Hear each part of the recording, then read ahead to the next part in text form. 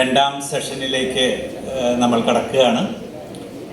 ഈ സെഷൻ വളരെ അതിപ്രധാനമായൊരു സെഷനാണ്, വളരെ മനോഹരമായൊരു സെഷനാണ്, സുഗന്ധവാഹിയായൊരു സെഷനാണ്. കാരണം മാതൃകാപരമായ സെക്യുലർ ജീവിതം നയിച്ചവരെ ആ നിരവധി, ഇപ്പോൾ മുമ്പ് കെയ്യനും കുരിപ്പുഴയൊക്കെ സംസാരിച്ചപ്പോൾ പറഞ്ഞിട്ടുണ്ട്, ഇവിടെ ഈ ഹാളിൽ ഇരിക്കുന്നേക്കാൾ എത്രയോ ഇരട്ടി അങ്ങനെ ജീവിതം നയിക്കുന്ന മനുഷ്യർ ഈ ലോകത്തുണ്ട് എന്ന് പറഞ്ഞിട്ടുണ്ട്. അവരുടെ ഏതാനും പ്രതിനിധികളെ മാത്രം, ഏതാണ്ട് 30ഓളം പേരെ മാത്രം നമ്മൾ വിളിച്ചിവിടെ ആദരിക്കുന്ന ഒരു ആദര സമ്മേളനമാണ്. അതുകൊണ്ടാണ് ഞാൻ പറഞ്ഞത്, അവരുടെ സാന്നിധ്യം പോലും ഇവിടെ സുഗന്ധ പരത്തുന്നതാണ്, സൗന്ദര്യാത്മകമായ ഒരു പരിപാടിയാണ് ഇത് നടക്കുന്നത്. ഈ പരിപാടിയുടെ തന്നെ ഏറ്റവും ആകർഷണീയതയുള്ളൊരു സെഷനാണ് ഇത് പറയുന്നത്. ഇതില് വളരെ 5 മിനിറ്റ് എനിക്ക് അനുവദിച്ചിട്ടുള്ളൂ, വളരെ ചുരുങ്ങിയ സമയം കൊണ്ട്. കാരണം 3/4 മണിക്കൂർ വൈകി ഓടുന്ന വണ്ടിയാണ്, അതുകൊണ്ട് കൂടുതൽ പ്രസംഗങ്ങളില്ല. രാജാജി മാത്യു തോമസ് സാറൊക്കെ നേരത്തെ പോകണമെന്ന് പറഞ്ഞിട്ടുണ്ട്. അദ്ദേഹം വേറെ തിരക്കിട്ട പരിപാടിയിൽ നിന്ന് നിങ്ങളെ കാണാനും ഒന്ന് വിഷ് ചെയ്യാനും വന്നതാണ്. അപ്പം ഞാൻ വേഗം എൻ്റെ അധ്യക്ഷ പ്രസംഗത്തിലേക്ക്, സ്വാഗത പ്രസംഗത്തിലേക്ക് കിടക്കാം. സെക്യുലർ ജീവിതം മാതൃകാപരമായി നയിക്കുന്ന മനുഷ്യരെ ആദരിക്കുന്ന ഈ സമ്മേളനത്തിലേക്ക് സ്വാഗതം പറയുക എന്നുള്ളതാണ് എൻ്റെ ഉത്തരവാദിത്തം. ഇതിൽ അധ്യക്ഷത വഹിക്കുന്നത് ഡോക്ടർ PV കൃഷ്ണൻ നായർ ആണ്. കൃഷ്ണൻ നായർ മാഷെ ഈ സദസ്സിന് പരിചയപ്പെടുത്തേണ്ട ഒരു ആവശ്യവുമില്ല. കാസർഗോഡ് ജില്ലയിൽ നിന്ന് തൃശ്ശൂർക്ക് വന്ന, കാസർഗോഡ് പെരിയയിൽ നിന്ന് തൃശ്ശൂർക്ക് വന്ന ഒരു പെരിയ മനുഷ്യനാണ് അദ്ദേഹം. അദ്ദേഹത്തിന് വിശേഷണങ്ങൾ പറയാൻ അത്ര അധികമുണ്ട്. സാഹിത്യ അക്കാദമിയുടെ സംഗീത നാടക അക്കാദമിയുടെ ജില്ലാ ലൈബ്രറി കൗൺസിൽ, തൃശ്ശൂർ ജില്ലാ ലൈബ്രറിയുടെ ഒക്കെ തന്നെ ഭാരവാഹിയാണ്. നിരവധി മേഖലകളിൽ അധ്യാപകനാണ്, വാഗ്മിയാണ്. അങ്ങനെയൊക്കെയുള്ള അദ്ദേഹത്തിനെ കുറിച്ച് പ്രത്യേകിച്ച് പറയാനുള്ള, അദ്ദേഹത്തിൻ്റെ പ്രസംഗം കേട്ടവർക്കൊക്കെ അറിയാം, അദ്ദേഹം വലിയൊരു വായനക്കാരനാണ്, പരന്ന ആഴത്തിലുള്ള വായനക്കാരനാണ്. അദ്ദേഹത്തിൻ്റെ ഒരു 10 മിനിറ്റ് പ്രസംഗത്തിൽ ഒരു 20ഓ 30ഓ പുസ്തകങ്ങളുടെ പേര് അദ്ദേഹം പറയാറുണ്ട്. അത്രയും അങ്ങനെ ഒരു മനുഷ്യനാണ്. അദ്ദേഹമാണ് വളരെ നേരത്തെ അദ്ദേഹം ഇവിടെ എത്തിയിട്ടുണ്ട്. ഈ ആദര സമ്മേളനത്തിൻ്റെ അധ്യക്ഷത വഹിക്കുന്ന അദ്ദേഹമാണ്. അദ്ദേഹത്തെ വളരെ സന്തോഷത്തോടെ, സ്നേഹത്തോടെ, ആദരവോടെ അധ്യക്ഷത വഹിക്കുന്നതിന് എത്തിച്ചേർന്ന അദ്ദേഹത്തെ സ്വാഗതം ചെയ്യുന്നു.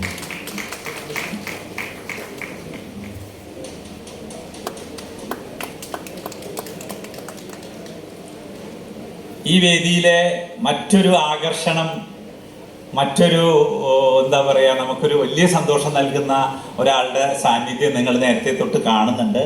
അത് മറ്റാരുമല്ല, ശ്രീമതി നിലമ്പൂർ ആയിഷയാണ്.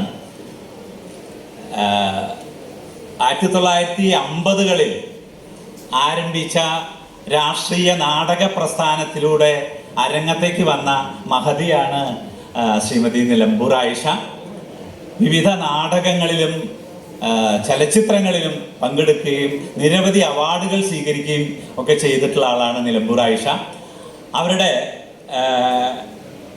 അവരുടെ ആദ്യത്തെ നാടകം ജ് നല്ല മനുഷ്യനാവാൻ നോക്ക്, ജ് നല്ല മനുഷ്യനാവാൻ നോക്ക് എന്ന് പറയുന്ന നാടകമാണ് ആദ്യത്തെ. ഒരുപക്ഷെ ആ നാടകത്തിൻ്റെ തലക്കെട്ട് തന്നെയാണ് ഈ കുടുംബ സമ്മേളനത്തിൻ്റെ സന്ദേശവാക്യം എന്ന് അഭിമാനപൂർവ്വം നമുക്ക് പറയാൻ കഴിയും. വളരെ മഹിതമായ മാനവികതയും മാനവ മൈത്രിയും സ്നേഹവും സാഹോദര്യവും ഒക്കെ തുടിക്കുന്ന ഒരു അന്തരീക്ഷത്തിൽ അവരെ സ്വാഗതം ചെയ്യുന്നതിൽ വലിയ സന്തോഷമുണ്ട്. പിന്നെ മുസ്ലിം സമുദായത്തിൽ നിന്ന് നാടകരംഗത്തേക്ക് വന്നപ്പോൾ അവരൊട്ടേറെ പ്രശ്നങ്ങളെ നേരിടുകയും അതിനെ അതിജീവിക്കുകയും ചെയ്യേണ്ടി വന്നിട്ടുണ്ട്. 50 വർഷത്തിലധികമായിട്ട് നാടകവേദിയിൽ അവരുണ്ട്.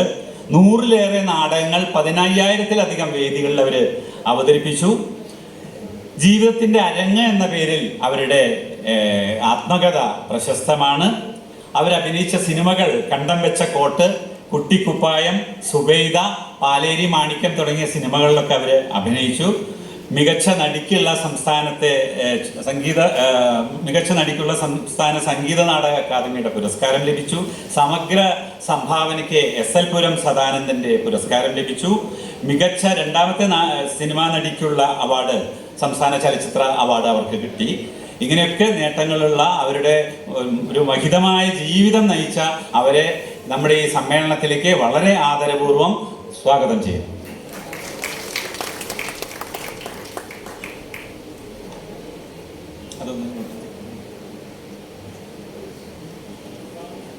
നമ്മളെ അഭിസംബോധന ചെയ്ത് സംസാരിക്കുന്നില്ല, നിങ്ങളെ ഒന്ന് വിഷ് ചെയ്തിട്ട് പോവുകയാണ് എന്ന് പറഞ്ഞിട്ട് ശ്രീ രാജാജി തോമസ് മാത്യു ഇവിടെ എത്തിയിട്ടുള്ളത്. രാജാജി മാത്യു തോമസ് എത്തിയിട്ടുള്ളത്.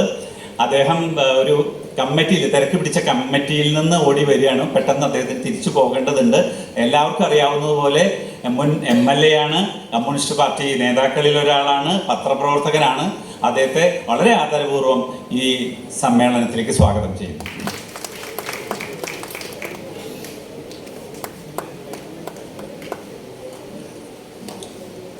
ഇവിടെ എത്തിച്ചേർന്നിട്ടുള്ള നമ്മൾ ആദരിക്കാൻ പോകുന്ന, സെക്യുലർ ജീവിതം നയിക്കുന്നവരെ ആദരിക്കുന്നതിന് അതിൻ്റെ ചുമതല, അവരെ പരിചയപ്പെടുത്തുന്നതൊക്കെ Y അച്യുതപ്രസാദാണ്. അദ്ദേഹം കേരള ശാസ്ത്ര സാഹിത്യ പരിഷത്തിൻ്റെ സജീവ പ്രവർത്തകൻ, മുൻ ജില്ലാ സെക്രട്ടറി, സംസ്ഥാന ട്രഷറർ, നിലവിലെ മൃഗശാല പുത്തൂർക്ക് മാറ്റിയപ്പോൾ മനോഹരമായ ആ സ്ഥലം പച്ചത്തുരുത്തായിട്ട് സംരക്ഷിക്കണമെന്ന് ആവശ്യപ്പെട്ടുകൊണ്ടുള്ള ഒരു ക്യാമ്പയിൻ്റെ കോർഡിനേറ്ററാണ്. അദ്ദേഹത്തെ വളരെ സ്നേഹപൂർവ്വം സ്വാഗതം ചെയ്യുന്നു. ഇതിൽ 10-30ഓളം പേര് നമ്മൾ ആദരിക്കുന്നുണ്ട്. ഞാൻ നേരത്തെ പറഞ്ഞു. അവരെ ഓരോരുത്തരുടെയും പേര് പറഞ്ഞ് പരിചയപ്പെടുത്തുന്ന അദ്ദേഹം ആയതുകൊണ്ട് ഞാൻ എല്ലാവരുടെയും പേര് പറയുകയോ പരിചയപ്പെടുത്തുകയോ ചെയ്യുന്നില്ല. അതിനു വേണ്ടി പ്രത്യേകം നിയോഗിക്കപ്പെട്ട അച്യുതപ്രസാദ് ഉള്ളതുകൊണ്ട് ഇവിടെ എത്തിയിരിക്കുന്ന എല്ലാവരോടും നമ്മൾ ആദരിക്കാൻ വേണ്ടി ക്ഷണിച്ച് കൃത്യസമയത്ത് എത്തിച്ചേർന്ന എല്ലാവരെയും സ്നേഹത്തോടെ സ്വാഗതം ചെയ്യുന്നു. പിന്നെ ഇതിന് നന്ദി പറയുന്നത് TN ദേവദാസാണ്. ശാസ്ത്ര സാഹിത്യ പരിഷത്തിൻ്റെ കോലഴി മേഖലയുടെ ട്രഷററാണ്, പരിഷത്തിൻ്റെ സജീവ പ്രവർത്തകനാണ്, സെക്യുലർ ഫോറത്തിൻ്റെ സജീവ പ്രവർത്തകനാണ്. ഈ സംഘാടക സമിതിയിൽ നിരന്തരം അവിശ്രമം അധ്വാനിക്കുന്ന മനുഷ്യനാണ്. അദ്ദേഹത്തെയും അദ്ദേഹം ഇവിടെയുണ്ട്. ദേവദാസിനെ സ്വാഗതം ചെയ്യുന്നു. ഈ സമ്പന്നമായ ഈ സദസ്സിനെ വളരെ സ്നേഹത്തോടെ, സന്തോഷത്തോടെ, ഹൃദയപൂർവ്വം സ്വാഗതം ചെയ്തുകൊണ്ട് എൻ്റെ വാക്കുകൾ നിർത്തുന്നു. സാറിനെ വിളിക്കാം. ഞാൻ അധ്യക്ഷന് വേണ്ടി പറയാണ് രാജാജി മാത്യു തോമസ് സാറിനെ നിങ്ങളെ വിഷയത്ത് സംസാരിക്കുന്നതിന് വേണ്ടി വിളിക്കുന്നു. ഈ യോഗ നടപടികൾ നിയന്ത്രിക്കുന്നത് നമ്മുടെ അധ്യക്ഷനായ കൃഷ്ണനായർ മാഷാണ്. അദ്ദേഹത്തിന് യോഗ നടപടികൾ നിയന്ത്രിക്കുന്നതിന് വേണ്ടി ക്ഷണിച്ചുകൊണ്ട് നിർത്തുന്നു. നന്ദി, നമസ്കാരം.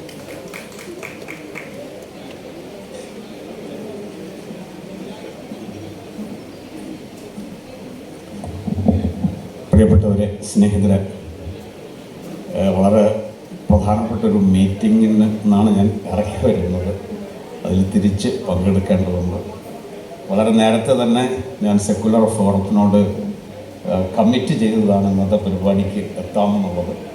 അതുകൊണ്ട് മാത്രം ഔപചാരികതയുടെ പേരിൽ മാത്രമാണ് ഞാൻ ഇപ്പോൾ ഈ മീറ്റിങ്ങിലേക്ക് വന്നത്. ഞാനിപ്പോൾ പെട്ടെന്ന് ആലോചിച്ച് എന്താണിപ്പോൾ ഈ സെക്യുലറിസം എന്ന് പറഞ്ഞു കഴിഞ്ഞാൽ, മതനിരപേക്ഷത എന്ന് പറഞ്ഞാൽ എന്താണെന്ന് ഞാൻ പ്രസംഗിക്കാൻ പോകാറുള്ള ആളാണ്. മതനിരപേക്ഷതയെക്കുറിച്ച് ഘോരം പ്രസംഗിക്കുന്ന ഒരാളാണ്.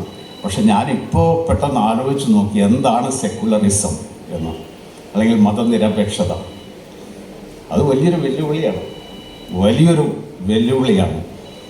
അതായത് ഒരു മനുഷ്യൻ്റെ സ്വാതന്ത്ര്യ പ്രഖ്യാപനമാണ് മതനിരപേക്ഷത എന്ന് പറയുന്നത് എന്ന് ഞാൻ കരുതുന്നു.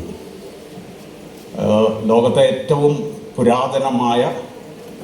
പുരാതനമായിട്ടുള്ള അടിമ വ്യവസ്ഥയാണ് മതം എന്ന് പറയുന്നത്. അതിൽ നിന്ന് സ്വാതന്ത്ര്യം പ്രഖ്യാപിക്കുക മതനിഷേധമല്ല. ഞാനിപ്പോൾ ഇവിടെ എനിക്ക് പരിചയമുള്ളവർ തന്നെ ഉണ്ട് ഇവിടെ ആദരിക്കപ്പെടുന്ന ആൾക്കാർ. നോക്കിയപ്പോൾ എനിക്ക് തോന്നി എനിക്കൊരു ആദരവ് തരേണ്ടതായിരുന്നു എന്ന്. അപ്പോൾ അതിൻ്റെ കാരണം എന്താണെന്ന് വെച്ച് കഴിഞ്ഞാൽ ഒരു സെക്കുലറായിട്ടുള്ള കുടുംബജീവിതം നയിക്കുക എന്ന് പറയുന്നത് വലിയ പ്രശ്നമാണ്. എൻ്റെ ഭാര്യ നല്ലൊരു ഈശ്വര ഭക്തയാണ്. ഞാനാണെങ്കിൽ ഒരു പ്രഖ്യാപിത നാസ്തികനുമാണ്. എനിക്കൊരു പ്രശ്നം തോന്നാറില്ല. എനിക്ക് അവളുടെ മതത്തോട് വലിയ ബഹുമാനം തോന്നാറുണ്ട്. കാരണം എന്താണെന്ന് വെച്ച് കഴിഞ്ഞാൽ കാലത്തെണീറ്റ് കഴിഞ്ഞാൽ അവളുടെ മുറിയിൽ ഒരു കുട്ടികൾ, എൻ്റെ മക്കൾ ഒരു ശ്രീകൃഷ്ണൻ്റെ പ്രതിമ കൊണ്ടുവന്ന് വെച്ചിട്ടുണ്ട്. അവൾ ബൈബിൾ വായിക്കും. എൻ്റെ കുടുംബ പാരമ്പര്യം അനുസരിച്ച് ഞങ്ങളൊരു ക്രിസ്ത്യൻ കുടുംബ പാരമ്പര്യമുള്ളവരാണ്. അപ്പോൾ ഇവിടെ വിളക്ക് കൊളുത്തിയിട്ട്, കൃഷ്ണൻ്റെ മുമ്പിൽ വിളക്ക് കൊളുത്തിയിട്ട് അവൾ ബൈബിൾ വായിക്കുകയും ക്രിസ്ത്യൻ ഭക്തിഗാനങ്ങൾ ആലപിക്കുകയും ചെയ്യും. ആദ്യം എനിക്ക് തോന്നിയത് എന്താണ് കാണിക്കുന്നതെന്ന്. പക്ഷേ എനിക്കിപ്പോൾ അതുകൊണ്ട് വളരെ ബഹുമാനമാണ് തോന്നിയത്. സെക്കുലർ ആയിരിക്കുക എന്ന് പറഞ്ഞു കഴിഞ്ഞാൽ ആ സ്വാതന്ത്ര്യത്തിനെയും അംഗീകരിക്കലാണ് എന്നാണ് എനിക്ക് തോന്നുന്നത്. ഞാൻ അവസാനിപ്പിക്കുകയാണ്. ഇവിടെ സന്നിഹിതരായിട്ടുള്ള എല്ലാ ബഹുമാന്യരായിട്ടുള്ള സ്നേഹിതരെയും ഒരിക്കൽ കൂടി അഭിവാദ്യം ചെയ്യുന്നു. ഇവിടെ സമയം ചെലവഴിക്കാൻ കഴിയാത്തതിൽ എനിക്കുള്ള ഖേദവും രേഖപ്പെടുത്തുന്നു. നന്ദി, നമസ്കാരം.